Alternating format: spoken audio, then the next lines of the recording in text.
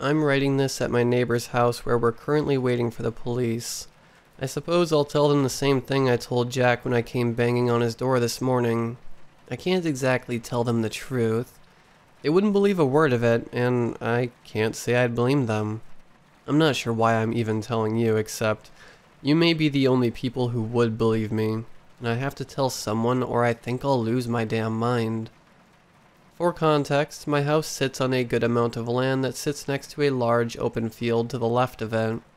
There's a few acres of trees beyond the field, a small forest as my wife likes to say. Our closest neighbor Jack lives about 1.5 miles down the road, so we pretty much have the place all to ourselves. Our own little pocket of paradise, beautiful and safe.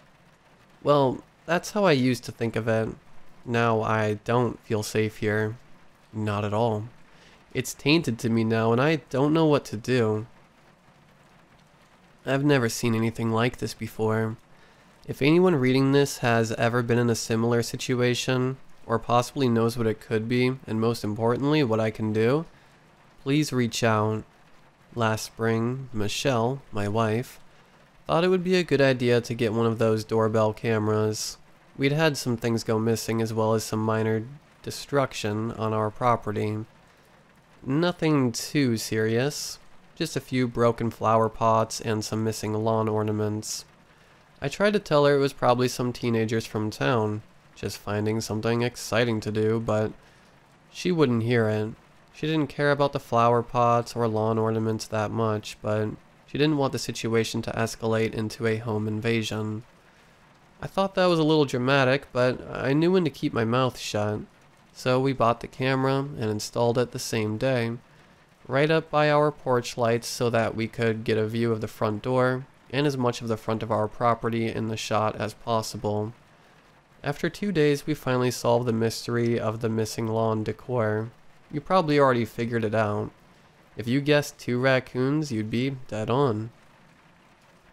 It was kinda hilarious watching them scooping up my wife's solar garden lights and carrying them off on 2 legs. Watching them run away with those bright blue bulbs in their hands like 2 little burglars was pretty funny. They even looked the part with those masks. Even Michelle couldn't keep a straight face. I wondered what they were doing with all the stolen goods. Maybe sprucing up their digs out in the forest. Michelle started putting out bowls of cat kibble, and amazingly the thievery stopped. We still kept the camera up, though. Turns out it would come in handy.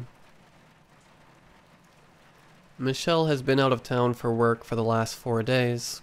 She was supposed to be home last night, about around dinner, but called me to tell me the plane had been delayed, and she wouldn't be home until 4 a.m. or later.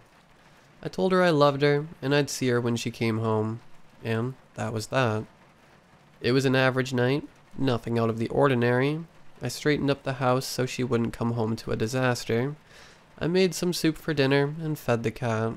After, me and Mona curled up on the couch together, me watching TV while she purred on my chest. I went to sleep around 2 a.m. I'd only slept a little over an hour before I was woken up by an alert on my phone, a notification for my security camera. Now, it wasn't unusual to get an alert, especially late at night. It was always some little critter, a fox or raccoon, but I grabbed my phone off my nightstand to check anyway. It was well after 2, and my immediate thought was that Michelle had gotten home earlier than she thought she would. I laid there listening for the sound of Michelle letting herself in, but it never came. Only silence. I groaned, figuring she'd forgotten her keys. Wouldn't be the first time. She was notorious for leaving them behind. Probably forgot them at the hotel or airport. I didn't jump right up to check though, as I still hadn't heard her knock. So I opened the app and pulled up the live feed. Michelle was standing in the front porch, just staring at the door. I sat up about to go let her in when something stopped me. It was her face. She was smiling. Not just any smile, but one that I'd never seen before. A weird, thin-lipped grin that stretched the width of her face, like someone trying to show off all of their teeth. She stayed that way for a long moment, like a creepy mannequin. After a minute, her lips slowly puckered out into the pout, as though she were an upset toddler. She held that expression for a minute, then let her lips drop downwards, and a deep-set frown etched across her forehead. I sat there in bed staring at my wife, practicing different facial expressions as if they were brand new at such a concept. It was bizarre and a little unsettling. She continued to go through each movement, seeming to take her time with each one. Smile, pout, frown, repeat. After watching her for nearly 15 minutes, I finally recovered from my shock and confusion and pressed the intercom. "Babe, what on earth are you doing?" I said. Her head snapped towards the camera, looking up at it with wide eyes. It was as if she had forgotten the camera was even there. Her mouth was partially hanging open on one side, caught between a smile and a frown. She didn't answer me, only continued to stare, her face frozen in that disturbing look. I waited for a long moment, unsure how to proceed. The longer I watched her, the more I realized just how strange she looked. I didn't notice at first, being half asleep, but now I was wide awake. It was so obvious that I wondered how I could have not noticed immediately. For starters, she seemed much taller. The top of her head came to just over the little rod we used to hang our different holiday flags. The one I have to stand on my tiptoes to be able to reach. That wasn't the only odd thing about her. Her arms were much too long, hanging down past her knees. Even her face was different. It resembled her, enough that it wasn't instantly noticeable, but when I really looked, I could see that her face seemed more narrow, as if it had been stretched from the top of her head to her jaw, and the skin looked too tight, as if it were 2 sizes too small, the bones underneath pushing hard against the flesh. I was beginning to panic at that point. I didn't know if she'd been in some horrible accident or what, but I knew something was very wrong with her. "Honey, are you hurt?" I asked, my voice shaking. In response to my question, Michelle stamped her foot down on the porch hard, shaking her head. Before I could say anything else, she reached out and took hold of the doorknob and jiggled it fiercely. I was instantly filled with dread at the mere thought of her getting in. "I'm not letting you inside," I said quickly. I could hear her jiggling the knob frantically, her face still staring up at the camera. She finally let go after a few minutes and made a sound almost like laughing. The sound of it made my skin crawl.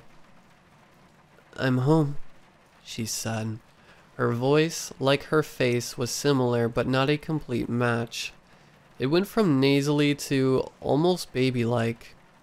"I'm home. Open the door." I almost closed the app and called 911 right then and there, but I'll admit, I was afraid my wife was having some sort of medical emergency.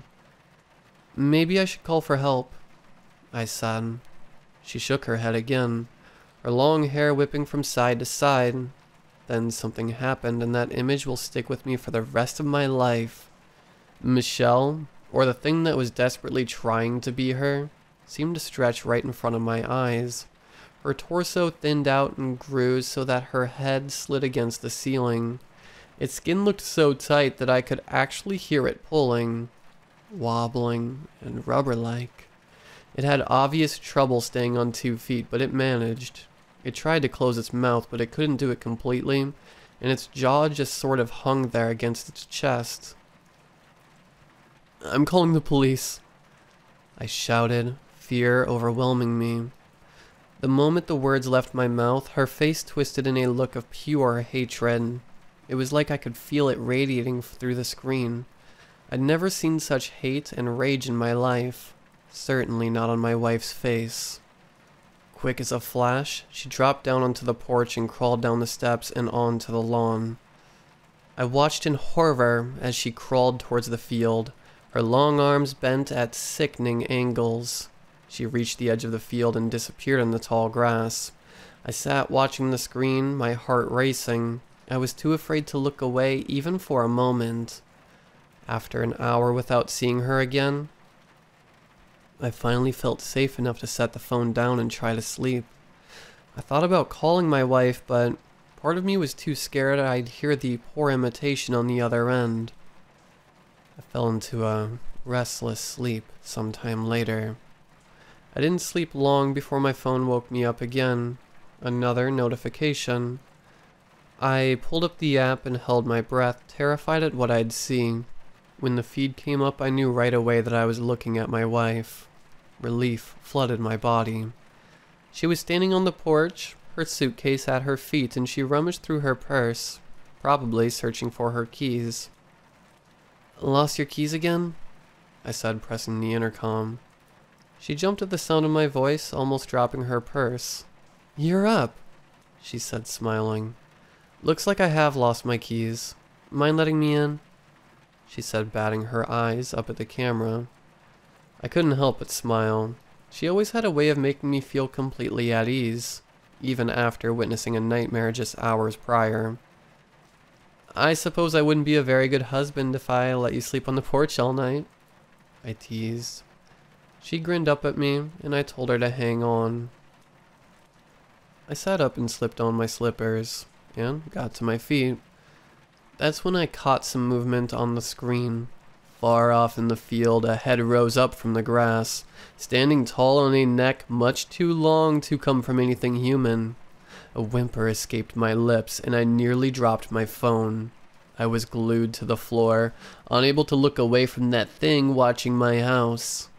The head bobbed slightly, then the body rose up towards to meet the head, like a slinky sliding back in position. It stood in the field watching. Then, to my terror, it began shuffling quickly towards the house on jerky legs. I couldn't help but scream. It was coming for my wife, and it was coming fast, even with its unstable gait. I ran down the hall, dropping my phone in the process, skipping steps as I raced down them. I lost my footing when I hit the bottom and skipped down across the front hall, colliding into the front door. I was screaming incoherently, fumbling with the locks. I could hear my wife's concerned voice asking me what was wrong. Then, just as I was working to flip the deadbolt, I heard her scream, this time in pure fear. I finally managed to flip the deadbolt and rip the door open, taking a handful of her jacket and yanking her inside, locking the door behind her. I leaned against the door, panting hard. I heard a muffled thump on the porch, but then it was quiet. My wife was scared, pale, and nearly in tears. She refused to talk about what she'd seen and didn't want to see the footage of the thing on our porch. I let her get some sleep, assuring her that the house was secure. I stayed up, checking the windows and the live feed. I watched the field for any sign of that thing, but it seemed like it was gone. Soon after, Michelle went to sleep. I decided to look at the video to see if I could tell where it went off to. I was scared to see it again. Maybe that's why I watched. I pulled up the video and watched the thing shambling across the field towards my house, its long arms outstretched and a look of longing on its face. Its smile was terrible the closer it got. I saw my wife on the screen growing worried as she heard me screaming through the house, totally unaware of the danger she was in, of the thing that was just mere feet behind her. I could barely make it through the entire video, watching it get closer and closer. Just as it reached the porch, I could hear myself trying to unlock the door. But seconds before I pulled it open, those long arms reached out, gripping my wife by her shoulders and ripping her backwards off the porch. My wife able to scream only once. I didn't see what it did with her, but I did see it step up onto the porch, positioning itself in front of the door, its limbs adjusting to a more human appearance. Just before my hand shot out to pull it inside, that thing grinned up at the camera, its lips outstretched impossibly wide. For a moment, I almost didn't believe it. It was as if my brain wouldn't allow it. But as I stood in the hallway, attempting to process what I'd seen and what that meant, I heard the unmistakable sound of something shuffling up behind me. I ran then. I didn't look behind me. I didn't want to see what I knew I would see. Something eerily similar to my wife, with gangly limbs and skin stretched taut over sharp bones. I knew if I looked back, my mind would snap and I'd never recover. I ran faster than I ever have, tearing off out of the house and down the road, too terrified to look back even once. Sure, I'd see those long arms desperately reaching for me. I made it to my neighbor's house and pounded on the door. I told him that there was an intruder. I didn't know what else to say. He'd never believe the truth. We went back to my house armed with Jack's rifle, but of course the house was empty. We couldn't find Michelle either. All we found were what looked like drag marks through the lawn, running right through the field. I didn't have to look at the video to know what made those tracks. We searched the field and the woods, but didn't find too much other than some strands of hair that looked an awful lot like Michelle's. The hair was high up on the branch in a tree that would be extremely difficult to climb. Jack said it must have been a bird that had done it. Flew the hair up there for nesting material. I guess he didn't see the blood splatter along the trunk. We eventually went back to Jack's place and called the police. Jack thought it best. I agreed, but I know it won't make much of a difference. Michelle is long gone by now. I just hope she didn't suffer. The guilt I feel for not saving her, for not knowing that thing wasn't my wife, is so profound it aches to breathe. I deleted the videos. I couldn't bear to watch them again. I think my mind would have broke completely if I had. The police are here, finally done with their search of the woods. I guess I'll have to go through the motions. It's not like I have any other choice. Not unless I want to spend the rest of my days in a padded room. Although considering the alternative, it's not a bad idea. If you have any experience with this or have any clue what I should do if it comes back, please let me know. I have a strong suspicion that it will be back, and God knows who it'll look like then. Because Jack's been acting a bit jittery ever since we came back from the woods, and it may just be my imagination, brought on by stress and grief, but Jack's skin seems to be stretched a little too thin.